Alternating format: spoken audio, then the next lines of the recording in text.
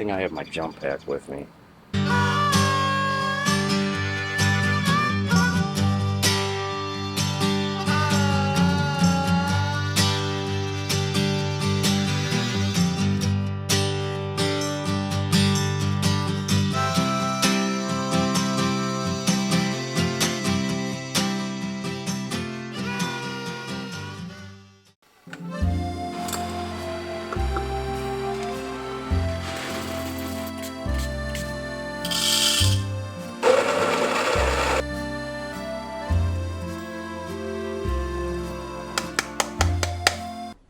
Who's your daddy?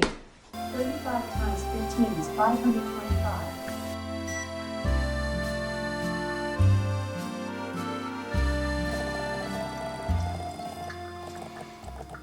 Howdy doody. Good morning. Today we got a special day, another road trip here in store. I know what some of you are thinking, looking at the thumbnail. Hey, where are you putting that thing? That's what she said. To be honest with you, I'm spreading myself thin on favors for storage. Regardless, yes, we bought a semi. I picked it up from auction. The reason I was on that auction was actually I was looking at a couple different skid steers. For all of you asking about the skid steer project, yes, it is still in the works. Unfortunately, I am to the point where I think I'm gonna have to start tearing down that engine, and in order to do it, I'd like to have a running driving skid steer around here, so we're on the hunt. However, I missed out on both of those that I was looking at. I'm kicking myself. They sold for low. I should have picked them up. But there was also this Peterbilt 359 on the auction, and I'm looking at it, I'm like, hey, I'll keep my eye on it. If it goes for low enough, maybe I'll snag it. And maybe I'll buy a trailer that's on the same auction as well, and I can haul both skid steers home. You know, the plans are brewing. I missed out on both skid steers. The Peterbilt came up. I didn't have high hopes, but I looked at it, and sure enough, world works in strange ways. $10,000, running, driving, titled Peterbilt 359. Couldn't say no. Simply too good. I pulled the trigger, paid my bill. Now we're heading north to Michigan. With road trips comes stops. Where we're headed, there's a place called Frankenmuth, Michigan on the way, and if you're not familiar with Frankenmuth, it's a pretty cool little old German village, and they have the world's biggest Christmas store. My friends and I, during the winter, we always go up. Every year we go up and walk through the Christmas store and hang out in the German village for a night. And since we're heading up that way, I said, hey, let's take a road trip, spending the night in Frankenmuth. So that's what we're doing. So this is a hefty purchase for something that is sight unseen, and I am very much aware of that. I know that this is a bit of a gamble that I'm taking. However, it's a calculated gamble. You sure about that? The way that I look at auctions, I've participated in quite a few over the years. There are some that can be a little more comfortable than others. In this case, I did my research. This was I call it kind of like an estate sale. It was a farm that recently retired in Michigan. The way that I got that information was I snooped on, clues that I got from the pictures of all the equipment that was listed. For instance, this particular truck, it had the farm name on the door as well as the DOT number. I knew that I couldn't go and look at the truck and start it up and hear it run and all those things. I knew it was an operable truck. The auction house was obviously obligated to disclose that information, but they aren't obligated to disclose what kind of shape it's in, You have to make your best judgment as a buyer. The way that I do that is I snoop. I go on, I look for any information that I can get from the pictures. Like I said, in this case, I got the farm name, so I looked her up on Google, got an overview of the farm, kind of got a lay of the land. Are they storing their trucks inside, outside? It didn't look like their main equipment was stored outside, which was a good thing, checks a box. Looked like a pretty small farm, nothing large, which could be a good thing or a bad thing. No incidents and accidents. a very small number of trucks in the fleet, so I would imagine that this Peterbilt was their main means of hauling grain and such. From that information, you can kind of take an educated guess. I would imagine they probably took pretty good care of this thing. I'm also going to guess that, you know, it's an old farm truck, so old farm trucks don't come without their little flaws that the farmer just does as farm fixes, and they deal with it because it's theirs. So I would imagine that there's going to be some quirks to this thing, and that's okay. But as long as I have a running, driving, titled truck, that's what I care about, and that's what I believe that I'm getting. I'm also no dummy. I've been called dirty, lazy, smelly, shifty, kooky, spooky, and Chinese. One thing I ain't never been called is dumb. I'm gonna pack a light bag full of miscellaneous tools just in case I have to fix something or adjust something. I would really rather not get pulled over, so I'm gonna do a good pre-trip inspection on this thing and make sure that it's road ready. And then we'll hit the road and cross our fingers, hope to die. So, enough yapping. Let's jump in the car, hit it westbound and down. I'll see y'all in Michigan.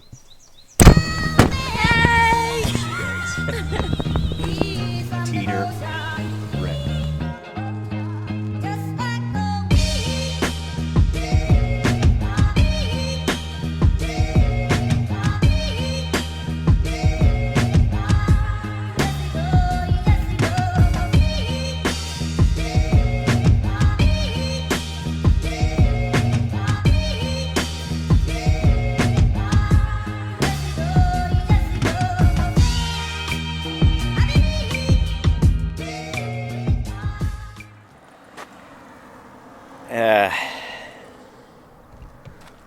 There she is. That's a semi-truck. What are we doing? We had a heck of a time finding this place. We actually drove past it another 10 or 15 minutes the wrong way. Called the guy, we were like, where the heck is this place? Turned us back around, we're like on the way, pointing out all these little landmarks, making fun in the car. Turns out, we actually pointed at this sign right here. It says, Camp Firewood, $1, and missed the truck that was sitting right here.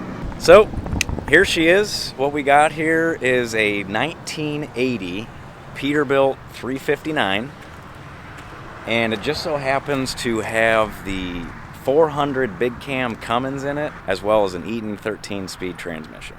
Well sought after truck, very popular, very classic. Basically, my thought process with this thing is, if I ain't keeping it, somebody's going to be looking for it. All in all, just doing my little once-over here. It looks okay. There are some things about it that I'm a little disappointed by, but that's auction, baby. You're always going to have some gremlins that are creeping up, and I'm going to point them out to you before we hit the road. First and foremost, beautiful cab. I mean, this thing is a classic looking truck. All in all, in decent shape too. I mean, no real rust to speak of. Cab corners are still in it. It's a solid truck. Interior is right up my alley. Brown leather, which is exactly what I'm looking for. We got a Corvette dash up there, which is another classic note.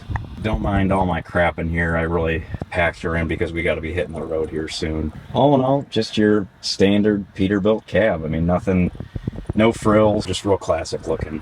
Happy with that. Everything looks good. There's no puddles under the thing, but it's also, it was driven here. It hasn't been sitting here long. Tires are the first area of disappointment, and this is where you get caught on auction. They looked like they had good tread on auction, which they do. However, I started looking and I'm getting some dry rotting, and then I keep making my way around and it gets worse. The dry rotting is bad. So I'm going to be lucky to make it home on these without blowing a tire, which is definitely at the forefront of my mind at the moment. But we're just gonna, say a prayer and send it, basically. Front tires are in okay-ish shape, but still not the best. Airbags are good. These seem to be in good shape. I don't see any dry rotting to really speak of. Have a little bit of a leak going on in the rear end. The wheels are chopped. And this is something that they pointed out to me before I even came for the truck. They did say, hey, just so you know, the only thing that's inoperable that we can tell is the parking brake. It doesn't set parking brake, and I see that in the rear, see that little pancake right there? That's a service brake. That is for your front wheels. And on the rear here, you should have like a double canister. It should be a lot bigger. So that should be a relatively easy fix. You could swap out a parking brake canister in lieu of the service brake and hook up your parking brake line, your red line to that, and you should be good to go with a parking brake. Front tires in better shape, but like I said, there's still some dry rot, if you could see that. So that's a bit nerve-wracking there. Front of the truck, classic Pete 359, looks great.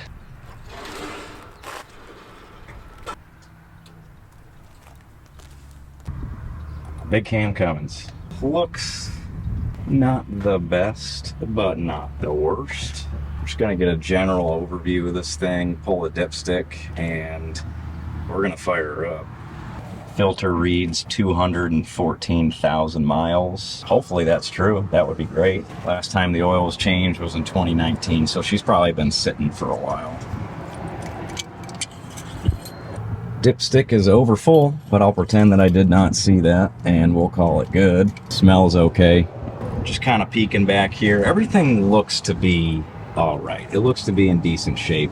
All the filters were changed at the same time, marked with dates. Hoses look to be in good shape, belts to be in good shape. So all in all, not too shabby. So I'm running out of time here. I gotta hit the road. We will do a once over, hopefully when I make it back to town. But in the meantime, I actually have to head back to meet my friends who already left, because we got dinner in Frankenmuth, Michigan. I'm gonna run around this thing, do a pre-trip, fire up, and hopefully hit the road here shortly.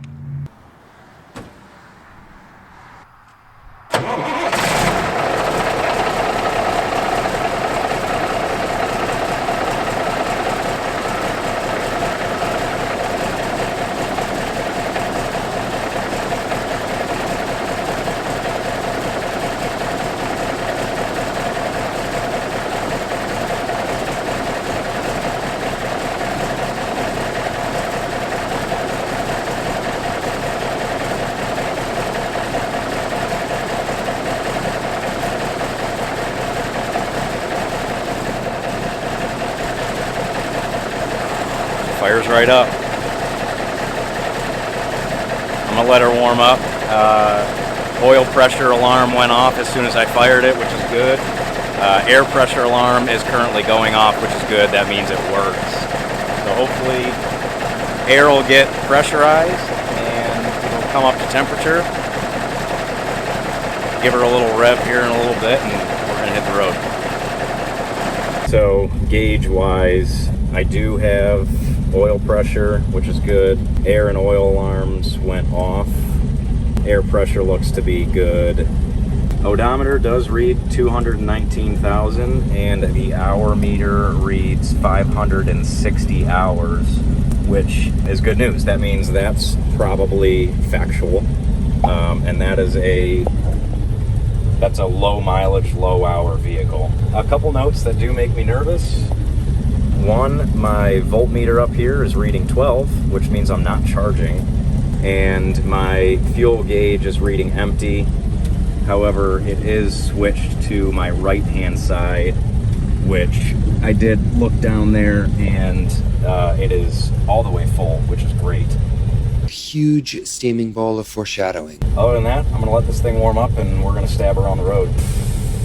Good news, I punched the pedal, and it looks like I'm charging now. Couldn't tell you what that's about, but hopefully we're good.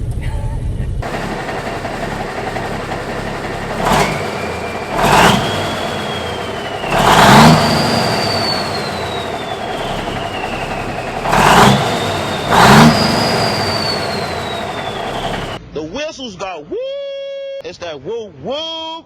You know what I'm saying? Okay. Pre-trip is done. All in all, I think I'm good to hit the road. A couple notes that I'm taking that I will need to address, but for now, I should be good enough to hit it. So I'm gonna crawl this thing forward so I can get my wheel off that chalk, and we're gonna hit the road.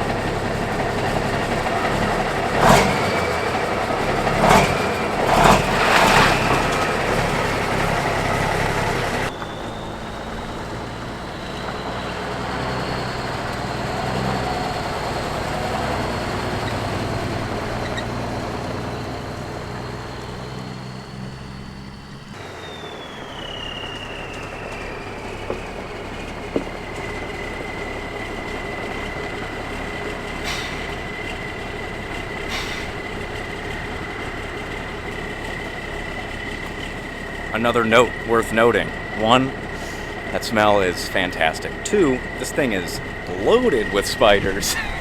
So I'm hoping that one doesn't pop out at me while I'm driving, because I don't want to deal with that.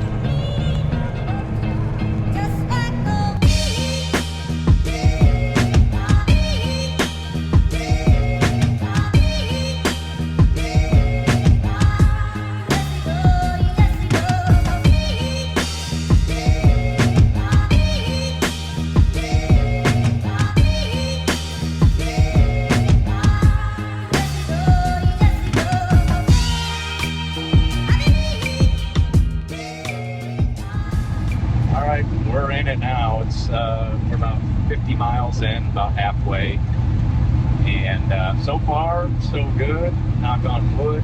Everything tracks straight, staying cool, holding right at about 180, which is perfect. Air pressure staying right around 110.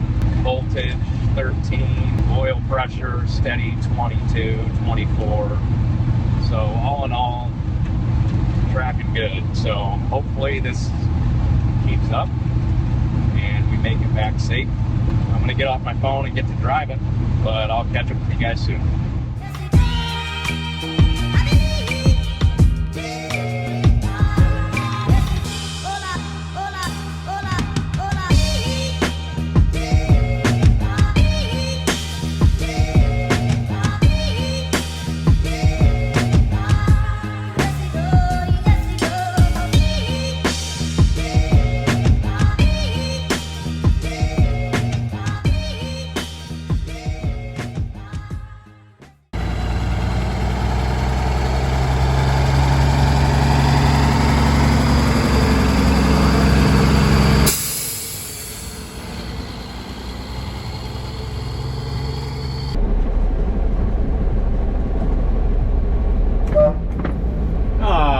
Bogus.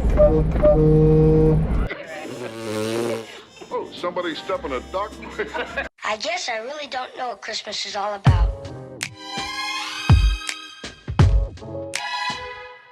Isn't there anyone who knows what Christmas is all about?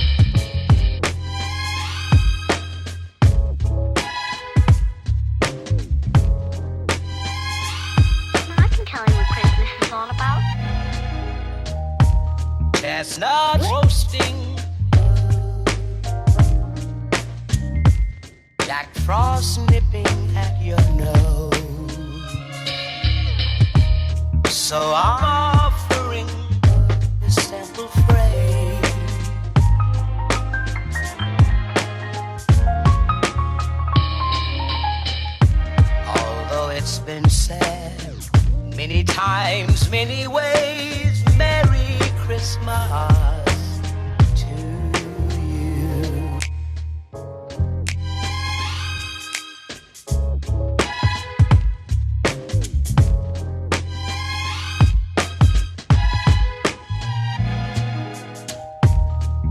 chestnuts roasting,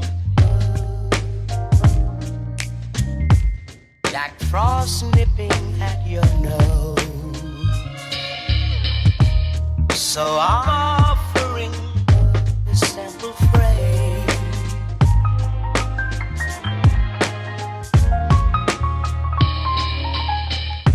Although it's been said many times, many ways, Merry Christmas to you.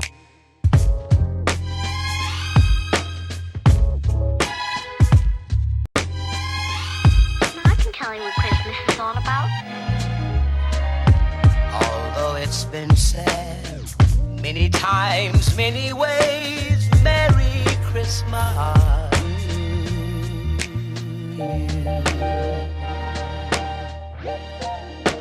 That's what Christmas is all about. Good morning. Well, my gal is still sitting here. We had a good night last night. I didn't film as much as I wanted to. Everything was really closing down early. This is where we stayed, by the way. Bavarian Inn. Truck's still here. Hopefully my stuff isn't stolen. All right. Oh boy. Anyway, stuff is still here. That's good. We had a good night, but everything was really closed down pretty early, which, you know, was kind of a bummer. We were planning on going to Bronner's and walking around the Christmas store. I was going to film in there, but they closed early. It was like 5:30 they closed or whatever. I wasn't even back in town by then. The places downtown that we planned on going to all closed by like 9 o'clock. So by the time we had our chicken dinners and a couple pitchers, downtown was closed. So we hit the water slides, which I obviously didn't have my phone for, and that was it. Anyway, truck is here, looks good, no one touched it, which is great. We're gonna get a cold start going. I'll show you from the cab what that looks like and sounds like, and then we're gonna hit the road. We got another 230 miles back to my place. So do a little pre-trip, start this thing up, and jam her on the road. Okay, key in. Alarms are on. Make sure we're in neutral. Push the button. Oh, like a top. This thing fires immediately. So we'll let our alarms quiet down. We got oil pressure, so our one light went off. But we got to build some air pressure. Probably gonna just give her a little bit just to help her along. There we go. What a place. Have to make a quick stop before we actually go home. Whew. Tony's. What's your name? Tony! Promised land of breakfast around these parts. So, grab a quick breakfast and a coffee, and we're gonna hit the road.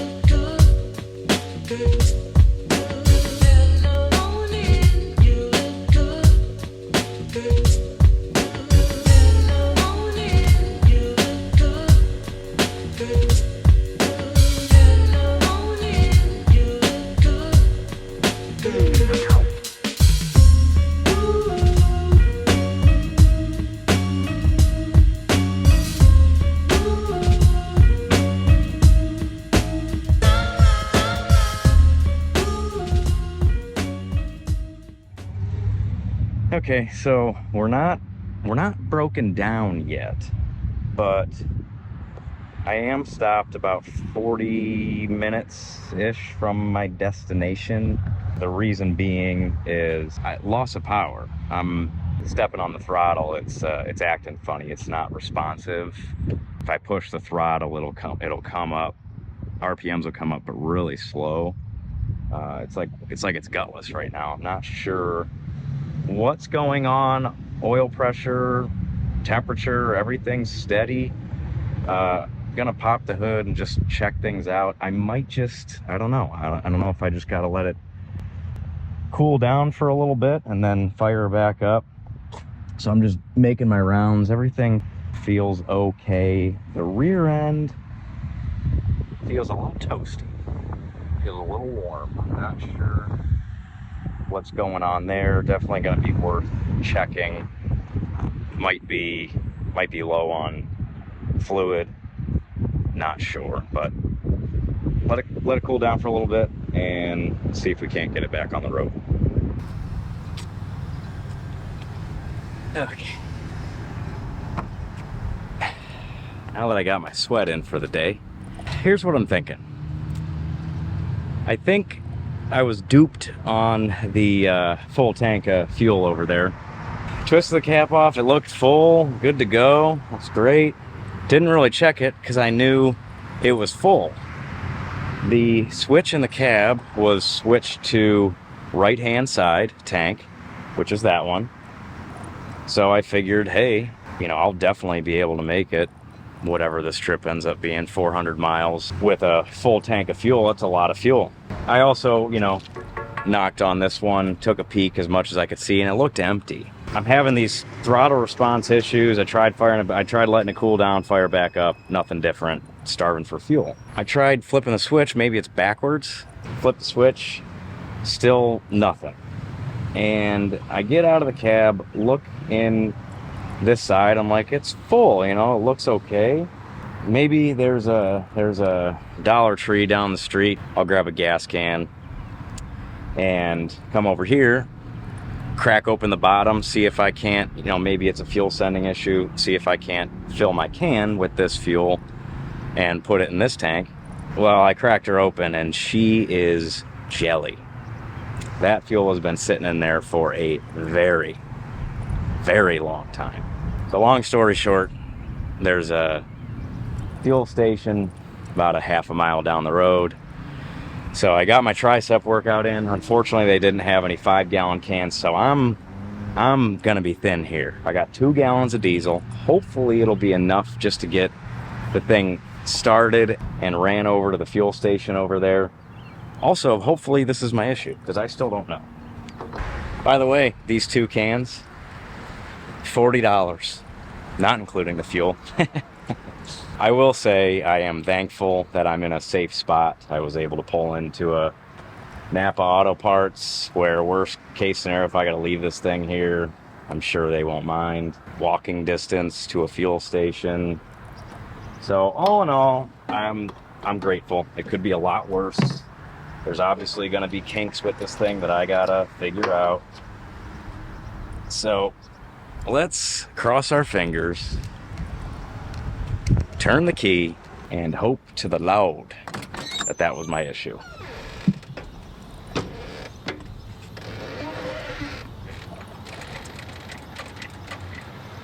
I'm assuming if I really was that dry, I'm gonna have to burp some air out of the system, so I know it won't fire right up, but we'll see what happens.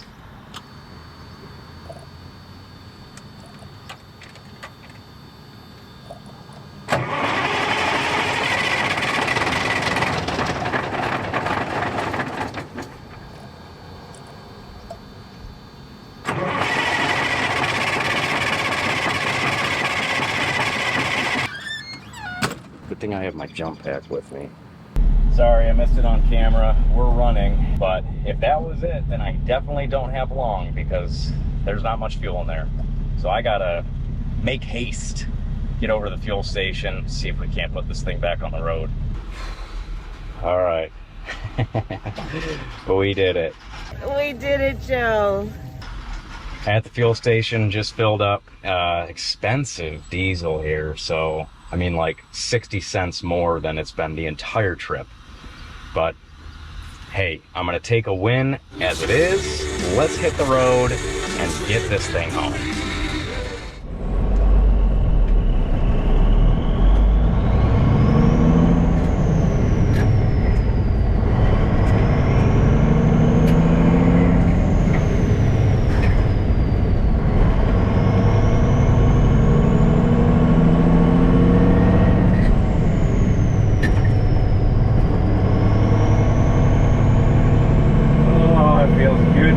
back on the road.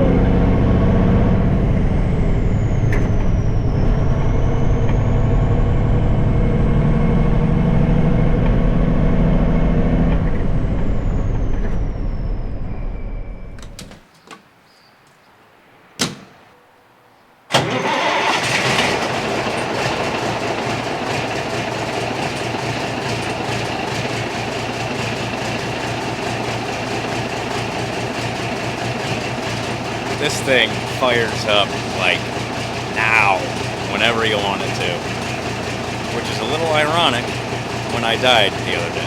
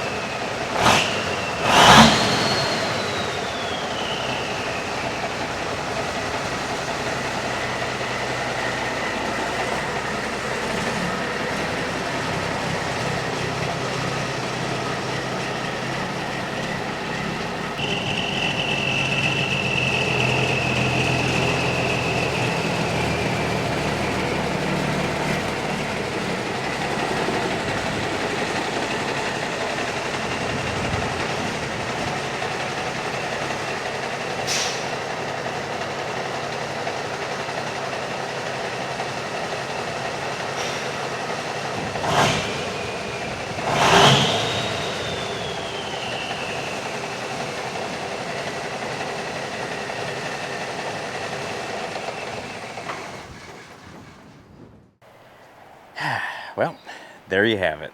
Home sweet home for the foreseeable future. Not sure how long or short term this is going to be. If you're a regular viewer of the channel, you know dang well that this is not my place because it's indoors. I'm pulling favors left and right for storage right now. I know. I'm working as hard as I can to find a permanent home for me to be working on all these projects. I couldn't say no to this thing. The deal was just too good. I gotta figure out how to make money on this. I really want to. So I decided to ask some favors, and here we are. This isn't permanently going to stay inside. I just, quite honestly, the only reason why I have it inside right now is because it's windy out and cold, chance of rain. So I wanted to at least record this closing indoors, but the permanent spot for now, temporary permanent spot, is right next door in the gated lot next door here. So 350 miles, basically problem-free. And the only problem that we had was really the user error end of it with the whole fuel situation. But that's what you get when you buy something from auction. There's going to be quirks. You don't get to talk to the owner and figure out, hey, you know, what issues did you have when you had it? That's just one of those things that just pop up and you got to deal with it when it comes. So we did. We dealt with it and we got it home. So 350 miles, mostly problem-free. And I got to say, it was a joy of a ride. I mean, I had a ton of fun driving this thing. Where we were in Michigan for a little bit was some, you know, cute, quaint country roads, pretty cool, lots of evergreen trees and such. Then we were just highway riding for the rest of it. But I really enjoyed the ride. It tracked nice and straight, steering's tight, transmission shifts nice and smooth, nice and tight. It was great. I mean, like I said, all around, had a great trip, and I'm really excited for this thing. Now I want to jump in the cab real quick because I did mention when I was kind of going through the gauges and such, the odometer was reading about 200,000. Yeah, so on the gauge we're 219,000. It is working. As I was driving, I was keeping my eye on it. The hour meter is sitting at 566. And I know I briefly mentioned that, hours are low, so it's probably true. And then I got to thinking, I was like, hang on a minute, 500 hours on 200,000 miles doesn't make any sense at all. It should be more like 5,000 if I were to guess. So, I don't know. I don't know what to think of that. I'm interested to see what the title says. Like I said, filter changes read 219,000 miles, or 217, whatever it was. So maybe they did an overhaul on the engine and started the hour meter over.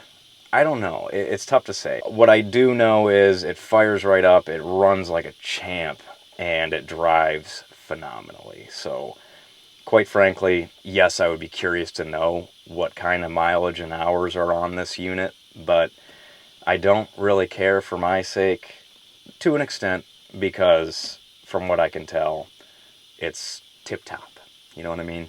As far as the rest of the truck goes, I didn't battle any spiders on the way home, so that was good. The rest of it is exactly how I said it was when I was first looking it over. I mean, tires are definitely dry rotted and need to be replaced. Luckily, you know, I was praying the whole time. Luckily, I did not have any sort of blowout or any sort of issues. All the tires hold air just fine. All in all, hassle-free, just like I said. Now, that brings me to my closing thoughts on this thing. I definitely want to get a service done. As I was stopped there figuring out the fuel issue, I was looking everything over. I got to, you know, get under the truck a little bit and look it over a little more than I was able to when I was first picking it up. And no frills, no surprises. Everything looked solid, well maintained. I got to figure out the parking brake issue. When you pull the parking brake knob, air releases, so it's functioning, but it's not closing anything. So I got to troubleshoot that a little bit. Fluids all around, filters all around. I got to look into that rear diff because I was feeling pretty warm when I was stopped there for a minute. Other than that, the only other thing I'm going to have to do with this thing is figure out what to do with it. The reason why I bought it was because of the price. I did not need a semi-truck right now. I have always dreamed of the day where I would need one. This has always been in the game plan. However, I was never planning on buying something this nice. Never saw Peterbilt in my future. Kenworth, maybe, but my eyes were more set on like a Mack R700. You know, something a little more affordable. Day cab. Didn't really care what kind of power plant I had in it. Eaton 13-speed was definitely the idea, what I would have wanted. However, I would have settled for something like a 10-speed because even when I get to the point where I'm using this thing, I'm not going to be using it every day. I'm going to be hauling projects home, to and fro. Maybe a buddy needs something hauled home and I can, you know, make a weekend paycheck or something. Who knows? I don't know. I want to hear your guys' thoughts because this is truly going to sway me one way or the other. I could not afford to just stroke a check for 10 grand for this thing. So I had to, you know, move some money around with some interest involved, if you know what I mean. That's suspicious. That's weird. I don't know what to do with it. Do I sit on it, get it up to date with service, and wait for the day where I can get a trailer for it and I'm actually starting to use it? Or do I sell it and make my money and then wait for the day that I invest into another truck? My thought there is it's a tough call because I don't know if I'll ever come across something this nice for what I paid in the future. You know what I mean? Deals always pop up, but this thing is, to me, as nice as I would ever get. So it's a really tough call. I'd really like to know your guys' thoughts. Did you think I got a screaming deal on this thing, and should I keep it, or should I flip it, put some money back in my pocket, and reinvest it into the channel? I'm really going to take what you guys have to say into consideration here because I have no idea what to do. What I do know is I'm falling in love with this thing real quick. It is a bad-looking truck. The power plant is exactly what I would want. This thing is all around. It has me written all over it. So really, really tough call. I would love to know your guys' thoughts. In the meantime, I do have a project coming up that hopefully I'll be hauling home with this thing. So you will be seeing it, but I'll catch you up to speed when we get there. In the meantime, I'll see you guys all in the next one. Plenty of things coming up. I really appreciate those of you that have been following along, that are subscribed to the channel, that are commenting on all the videos. I read all of them and I try and respond to most everyone that I can. If you're not subscribed to the channel, I sure would appreciate it if you would consider, because we got a lot coming up. So subscribe, like the video, share it, all that fun stuff. I'm on the Instagram, I'm on Facebook, I'm on the TikTokies. But with that, I will see you all in the next one, but do not forget, don't be afraid to grab that wrench and get after it yourself. See you next time.